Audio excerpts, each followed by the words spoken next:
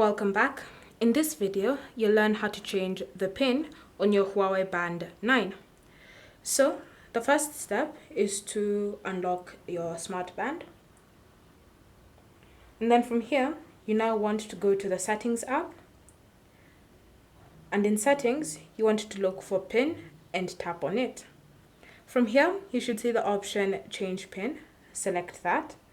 And then you want to enter in your current PIN to confirm your identity. And once you've entered in your current PIN, you will be prompted to enter in the new PIN that you're going to be using. So enter in the PIN that you want to start using. And once you've entered it in, you want to enter it in again to confirm the configuration. Once you've done that, you'll be told that your PIN has now been set. So now, whenever you want to unlock your Huawei Band 9, then you'll be needing to use your new PIN that you've just created. Thank you for watching.